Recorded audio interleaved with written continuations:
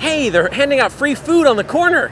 I don't know what it is, but I took several. That's my lunch. My family's motto was always, if it's free, grab 3. We're in Madison Square, land of the toy and insurance industries. That food did not go down so well. Okay, it was a parade ground, and it was once 240 acres. It's now 6.8, slightly smaller. In 1807, it was set aside for,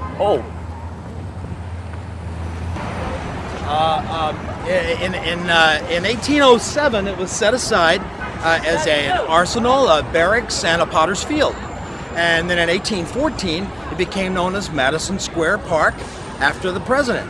And then a couple of years later, they laid out this avenue here, starting at 23rd Street, Madison Avenue, same name. Sorry about that. The park opened in May of 1847, but the design that you see today dates back to 1870. Listen, all right, so look, in the 1850s and the 1870s, this area was high society. Theodore Roosevelt and Edith Wharton were born here. Well, not in the park. They weren't born in the park.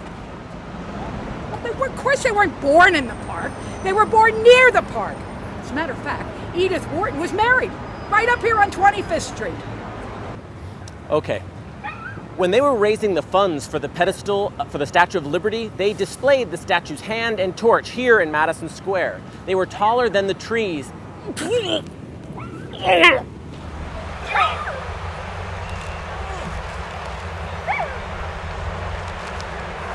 of trees, Madison Square is home to America's very first community Christmas tree during World War I, and the Star of Hope in the center of the park commemorates that. Hey, let's look at some buildings. One of the most famous buildings in New York is the Flatiron Building. Daniel Burnham, who's the master builder of Chicago, he designed this triangular-shaped building on this triangular lot. And at the time, the roof deck afforded views of Coney Island and all of New York City. Plus, it was where New York City's first tour buses departed from. Speaking of tourism, picture postcards were introduced at this time, and the Flatiron Building was featured on more picture postcards than any other building in the world. There you are. Oh, thank you. Everybody. Thank you. We're now at the opposite corner of the park to try to talk about the lot between 26th and 27th and the famous people associated with this one block. Oh, I cannot do this. Originally, it was Cornelius Vanderbilt's train depot before it was taken over by P.T. Barnum for his hippodrome, which later became Gilmore's Garden. I don't know if Gilmore was that famous. Oh, he was famous. W.H. Vanderbilt refinanced, turned it into the original Madison Square Garden. But it was still the old depot building. So, in 1889, Stanford White was hired to design the second and most architecturally notable Madison Square Garden. And Diana, the scandalously nude statue by Augustus St. Gaudens, was perched on top. With bow and arrow. And then it too was torn down in the 1920s for the New York Life Insurance Building.